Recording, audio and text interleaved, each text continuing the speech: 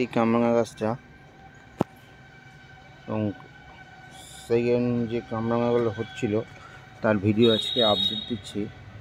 এক একটার size minimum 400 গ্রামের কাছাকাছি করে হয়ে গেছে এবং অনেক ভালোই ধরেছে এবং সাইজগুলো দেখলে বোঝা যাবে। আমার হাত আর এই পুরো হাত, বিশাল বড় সাইজ,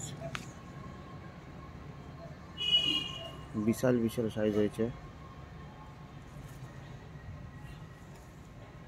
বিশাল বিশাল সাইজ হয়েছে এবং ধরেছেও ভালো, সুন্দর ধরেছে টবের মধ্যে।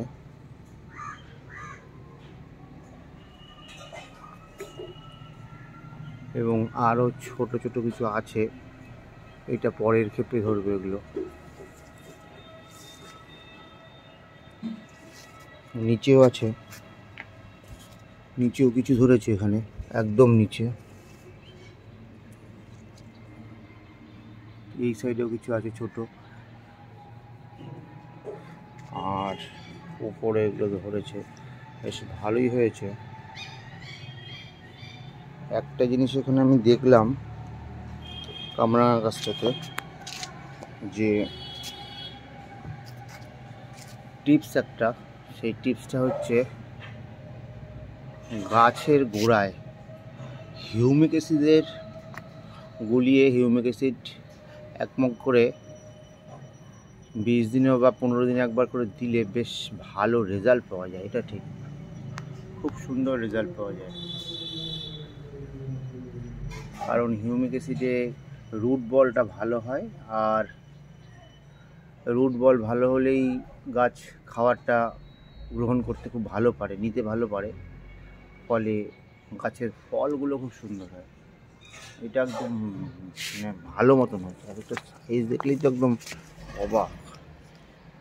পেছনে আর একটাও আছে, সাইজ দেখলেই অবাক হয়ে যাচ্ছে। সত্যি করে খুবই সুন্দর, খুবই সুন্দর হয়েছে। এবং সবই তো আমি তো ভগবানের কৃপাই বলি, আর না হলে আটকায় না গাছে। এই অনেক গাছটা মরেও যাচ্ছিল, গাছটা খুবই কষ্ট লাগছিল। মিষ্টি কামরাঙা যতদূর সম্ভব এটা হুইলার প্রকারটি, ভ্যারাইটি, হুইলার ভ্যারাইটি, এবং যথেষ্ট খুবই মিষ্টি। আর একটা জিনিস হয়, এখানে বীজ হয় না এইটার কামরাঙাটার, আর হলেও সেটা থেকে গাছ তৈরি করা যায় না। যে গ্রাফটিং করে অন্য একটা নতুন গাছ বানাবো, সেই গাছটা আর পাওয়া যায়, করতেই পারি না। তাই বলছি, গাছে ক্ষেত্রে হিউমিক অ্যাসিড এবং খাবার তো দিতেই হবে বিভিন্ন ধরনের।